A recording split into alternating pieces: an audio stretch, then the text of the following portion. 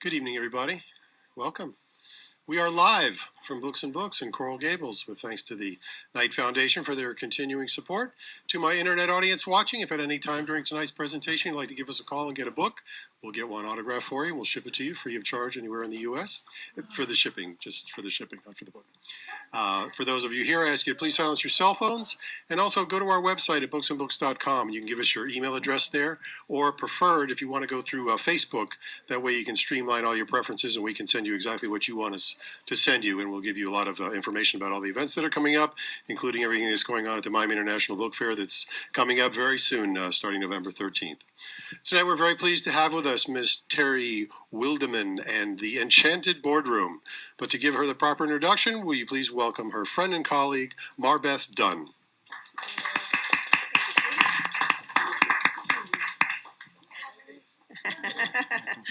I am so thrilled tonight to be able to introduce Terry Wildeman, who is just an extraordinary woman. She is just a powerhouse and a medium and an intuitive, but she works with leaders. She works with leaders and entrepreneurs, and she helps them become ninjas.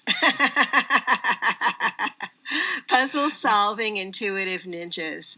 And she's really absolutely powerful and extraordinary. And I could go on and on about all of the modalities and the training that she's had, that she's worked with 11,000 military personnel who are transitioning out of the military, all of the different enterprises and corporate situations that she's worked with. But I'm going to let Terry tell you all about it. Thank you. Thank you so much, Marbeth. Oh, love you. Love you. Thank you so much. Hello, everybody, and welcome to the Inward Journey, Outward Results for Leaders. Before I begin my program, there are a few people that I want to thank for making this night possible. First of all, I want to thank my dad. We met at the registration. And what most of you don't know is that tomorrow is his 91st birthday. Happy birthday, Dad. And I chose this date as a birthday present for him because he and my mom, Selena, who are sitting in front, have been watching me write this book for years. And trust me, they have been waiting for this moment. So what better date to deliver this program than on the day before his birthday? So happy birthday, Dad. Okay. Awesome. I also want to thank Books. Books and Books have been wonderful helping to organize this entire event. They do here in Coral Gables. And to have 3 speakers tonight is just extraordinary. So thank you to the staff of Books and Books. Contact Stephanie. I really appreciate everything that was done in order to have me here tonight. So the Inward Journey, Outward Results. That all about? Let me tell you where my inward journey started. It was 1993. And I was sitting at my kitchen table in Chesapeake, Virginia. I'm a military spouse. My husband was deployed. I have a 5-year-old. I have a 2-year-old. It was nuts. I'm going to say nuts. Hello. See, it was nuts. I'm telling you, it was nuts. I got sound effects.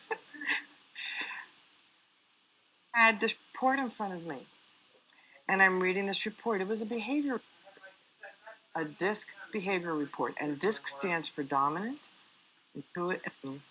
influential, steady, and conscientious. And I'm reading this report, and I'm going through it, and I'm saying to myself, oh, that's not me. That's not me. That's not me. Oh, that's not me. There's no way that that's me. This report was about 25, 30 pages. And I'm looking at this, and I'm thinking, no way. This just isn't happening. And I closed it up, and I thought to myself, this is interesting, but I'm not too sure about it. 2 weeks later, I reread this report. It's 6 o'clock. Sitting in my green comfy chair in the den. And I'm going through it going, whoo, guess what I did? I did this. I did this. I did this. I did this. Oh my gosh. I'm the one that filled out the profile. Of course it's me. I filled it out. These were all my traits. This is who I was. This is who I am. And there were a lot of parts in there that I didn't like. A lot. And I thought, ooh, it's time to change this puppy. It's time for me, professional trainer, as a professional coach. I wasn't a coach then, actually. This was 1993. Okay. It was time for me to learn more about myself. Because as a businesswoman, I'm a businesswoman who married the military. Right? So all of a sudden, I'm learning. I'm in a whole new world, and I'm learning a lot of new things, seeing a lot of new things, doing a lot of new things. I wanted to interact with people as a leader on their level. I wanted to be able to speak their language, and DISC is a communication language. It's all about words. It's all about body language. It's all about voice tone. All of that is involved, okay, as well as values. Right? So I wanted to learn more, and it was in that moment that my inner journey began. And it was insightful, powerful, and frankly, pretty scary. I was like, wow. So where did that lead me? It led me into the discovery of the self. And if you open up your handout, you can follow along with me. The 6 steps. The first step was self-discovery. Self-discovery was what I read in that profile. I began to discover who I was. I began to discover that I wanted to be different than what I saw in that paper. I wanted to acknowledge who I was, but I wanted to be a better version of who I am. Follow where I'm going with that? I wanted to be much better. I wanted to be able to be a person that people could truly relate to. And in that self-discovery journey, a lot of doors opened up for me. Then we have self-awareness. Self-awareness is being mindful of what is in front of you. It's about feeling that chair under your seat. It's about feeling the clothes in your body. It's about really being tuned in to the person who is next to you, to the person who's in front of you, to the person who's behind you. Being really centered instead of living in the past, which a lot of us do, or in the future because we spend our lives planning. It's about being fully present in the moment. And sometimes that can be really hard to do because what does that do? It forces us to look inside, and it forces us to look at the parts we don't like as well as the parts that we do like. So self-awareness is 3, self-knowledge. Self-knowledge is about learning about ourselves from other people, learning about yourself, but other people have so much to share. It's not about reinventing the wheel. It's about learning about what they have to offer. Right now, I have prolific authors here. I have Howard Klein, I have Marbeth, oh my gosh, and Marion. These folks are authors, and to read their work is fantastic because they teach. They have taught me. They have taught me. So when you keep learning and wanting to learn and grow, what happens to your energy? It expands. It expands. And then confidence. Okay, what about this confidence thing? How many of us have lacked self-confidence at one time in their life? There isn't anyone that I know of who hasn't been there with self-confidence. Okay. Self-confidence is something that is acquired. And once you think you got it, something else is going to come from left field and take you right back to the bottom because it's a learning curve.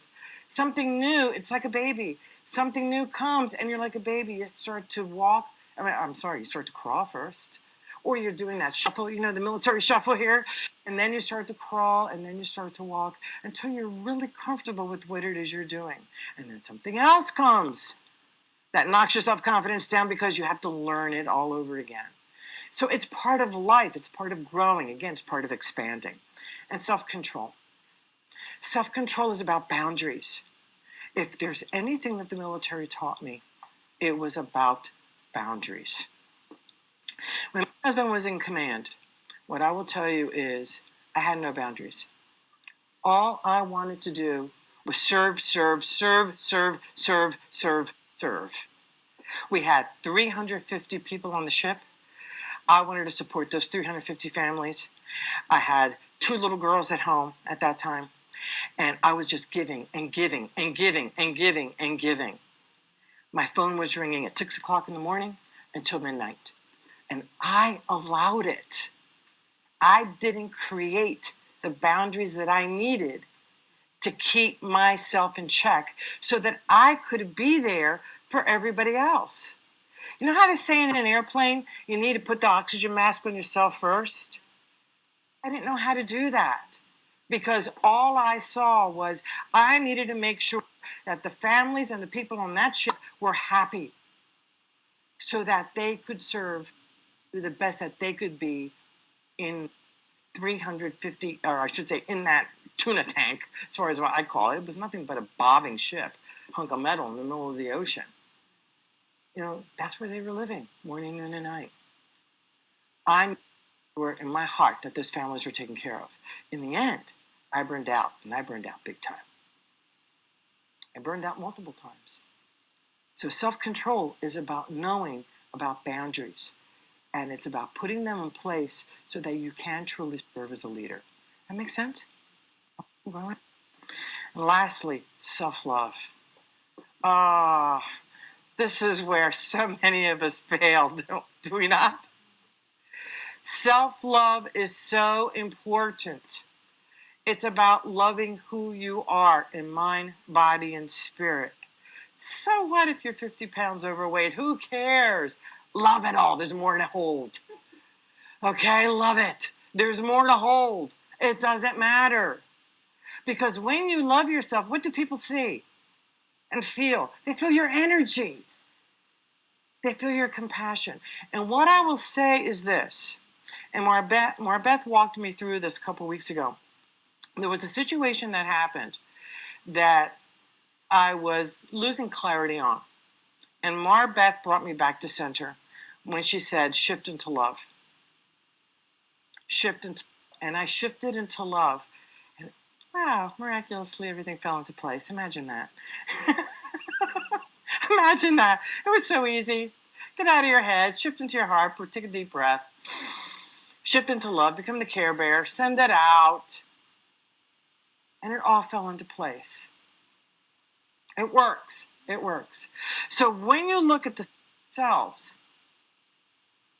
with the magnifying glass, looking outside, looking for the puzzle pieces, we keep looking outside all of the answers, when in fact, when you look in the mirror, you find the answers right smack in front of you. It's about looking in the mirror and acknowledging the beautiful individual that you are. So, how do we do that?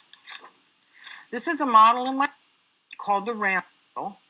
Now, in the book, it is completely, all you see is a circle. But what I did for the linear types, created the list on the right side to make it easier because linear types just can't handle the circle. I get that. So, this is all about law of attraction, practical law of attraction. Law of attraction is about like attracts like. Positive attracts positive, negative attracts negative, right? And it works 24/7.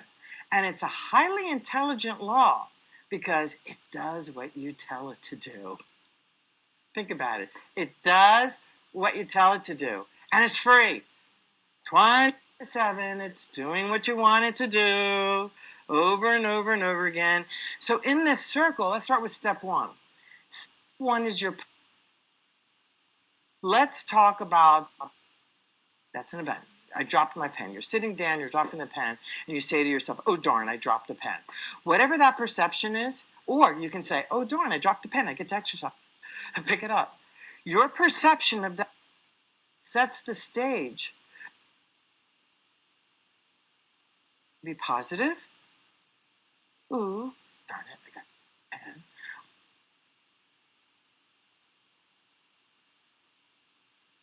Or negative. The positive side is I get to exercise, I'm bending over.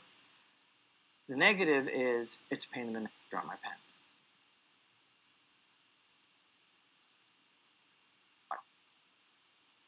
And step 4. Create your feelings and emotions. Those feelings and emotions create words and your thoughts. Those words and thoughts then lead to your results. Is it a positive experience? Is it a negative experience? And lastly, it's insight. You get feedback on what it is that is going on. So it's this constant circle.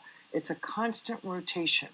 And just like a computer needs RAM to operate its memory, do this. The more you practice this, the more tuned in you become, the more aware you become, the more open you become to law of attraction and what it can do for you and work with you. So I'm going to review these steps again.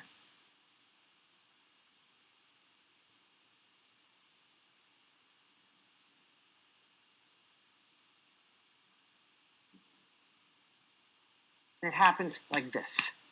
Boom, boom, boom, boom, boom. So it is always your choice. Always your choice. Oops. It's cutting in and out. Oops. Okay. That means I need to keep my hands back here. Oops. This is going to be fun. Okay. So, any questions on this piece right here? Why are words coming before thoughts, not thoughts after words? As I said, they're interchangeable. It depends on the situation. Yes. Sometimes the opposites attract, so negative attracts positive, and so on. Opposites do attract, but according to law of attraction, like attracts like in terms of thought, feelings, and emotions. Opposites do attract. My husband and I are opposites. Honey, if you're watching, my husband and I are opposites. But our values are very similar. We have very, very close values that we relate to, but we are opposites. However, that isn't necessarily the law of attraction piece. The law of attraction piece is your daily operating, everything that you're doing, even including a mate. Because if you write a list of what you want in a mate, for example, you attract that person. I've had a lot of people say to me, Terry, I've written my list, but he's still not the guy I want. Well, go back and look at your list. See what's missing on that list. See what you're adding, work with the list to see what works for you, what doesn't work for you from an attraction perspective. My house, I attracted my house. Why? I had lists and diagrams and images all over the place. Sure enough, I attracted the exact house that was in my diagrams because of my perception is I wanted specific things in that house. My emotions were I was giving that house everything that I had. The words and the thoughts were, I want this, I want this, I want this, I want this, I want this, I don't want this, so I want this, I want this, I want this, I want this, I want this. The results were, and my husband was blown away, the exact house that I had on the paper that I ended up finding. The insight was, how did I do that? That was before I understood law of attraction. Yes? So when you're saying I want the house, are you kind of like an affirmation that I look at this house, or are you just saying I want this house? Can you do both? You can do both, but it's the emotion. Please remember, it's the vibration, it's the feeling. So you can say, I want this house, but if subconsciously you're saying, your subconscious is saying, oh, that's never going to happen, Right. the subconscious will win. So it's your It's how you feel. It's the vibes, the vibration. So that feeling has to be really intense for you to attract what it is that you want. Okay? And I get into a lot of detail with this in the book, in the Enchanted Boardroom. There are a lot of models in there to help you. This is just one of several models to help you understand how to work with law of attraction. I call it magnetic business attraction. So in magnetic business attraction, we attract our clients, we attract the right employees, we network with just the right people because we focus on what it is we actually want in the workplace and what we want in business instead of what you don't want. If you're constantly focusing on what you don't want, what do you think is going to happen? That's what's going to come to you. If you're constantly focusing on what you don't want, if you're constantly saying certain words, and I'll get to that in just a minute. Watch what you ask for. Watch what you ask for. Okay, so let's talk about those words. These words are very powerful words. Won't, try, don't, not, no. Every time you use the word try, what do you think is happening? There's doubt.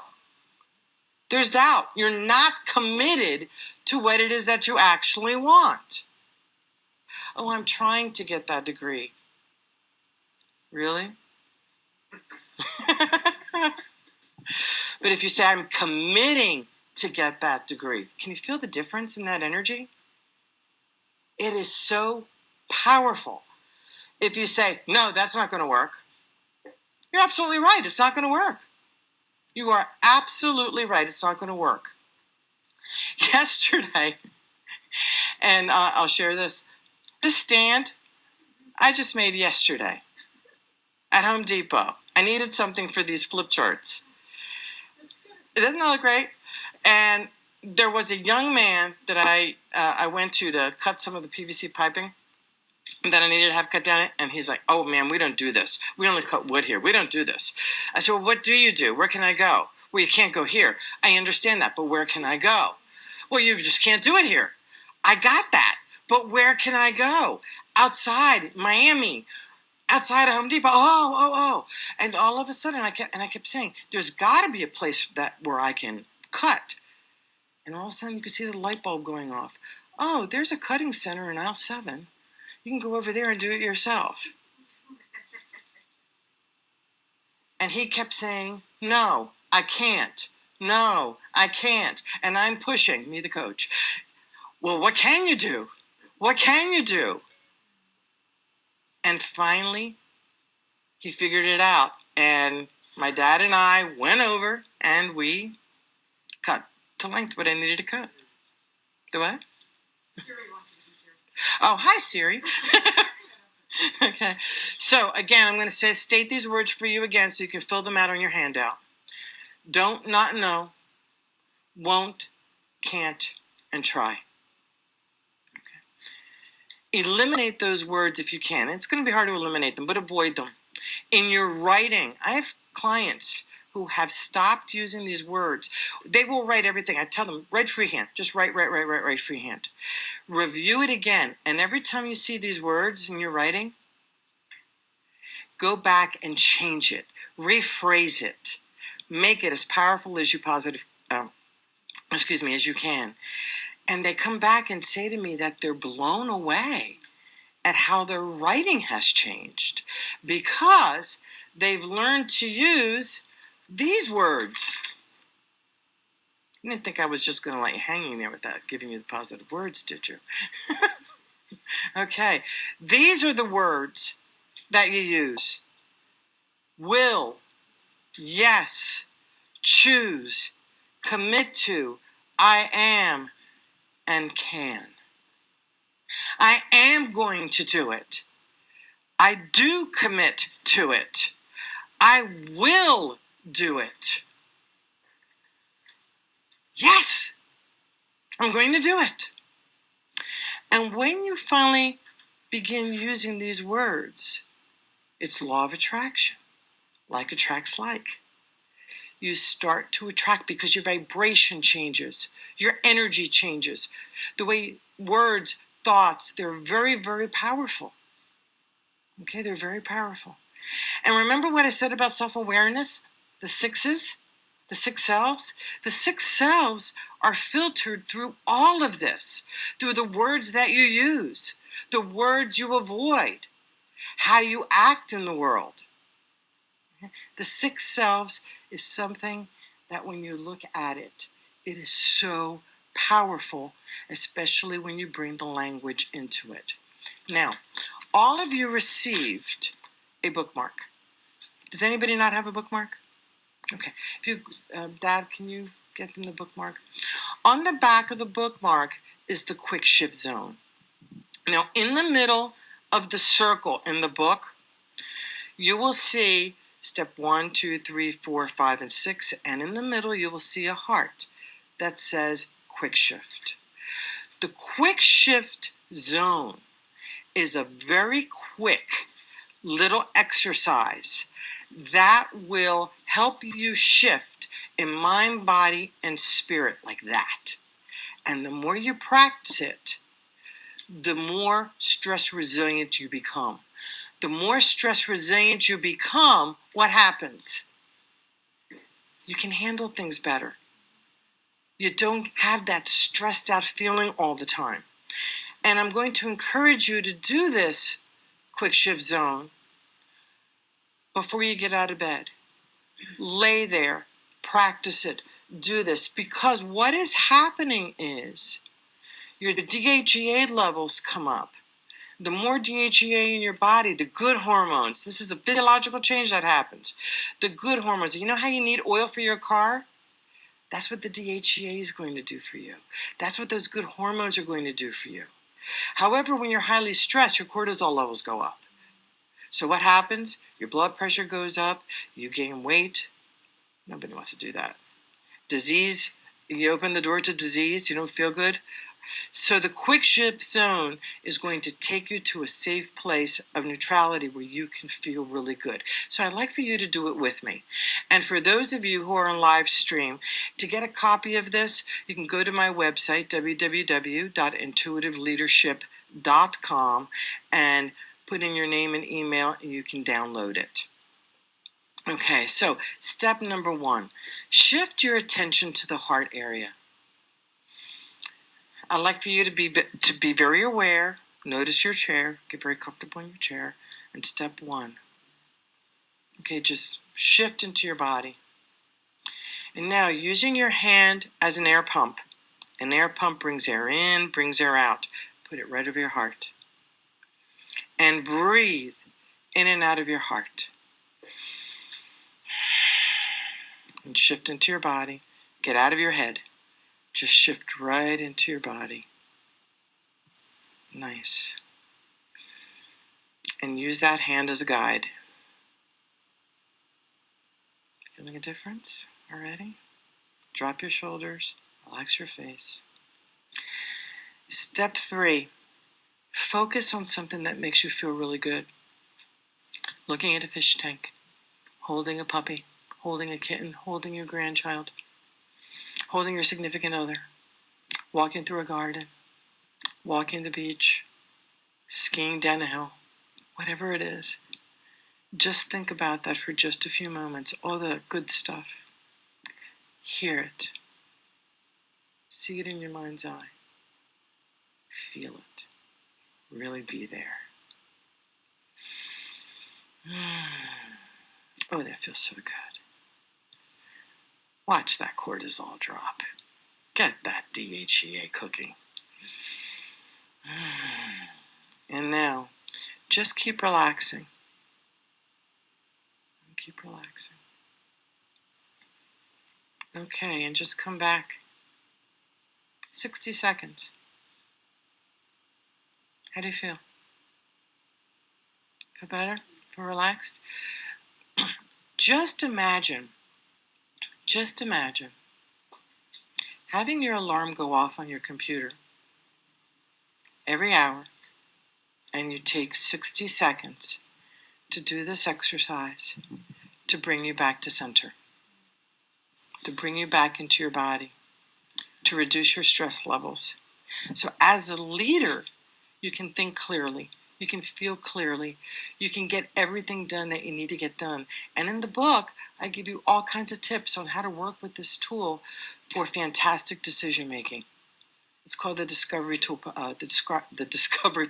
Toolkit. And this exercise is a big part of it. So when you work with the Discovery Process Toolkit, as a leader, wow, imagine being able to lead a team, knowing that the decisions that you make are really good decisions and you're not second guessing yourself. Isn't that a wonderful thing? It takes a lot of energy second guessing. It takes a lot of energy. Okay, so any questions that I can answer for you? Any questions that we have? We have talked about the 6 selves. We talked about the RAM model. We talked about what words to use.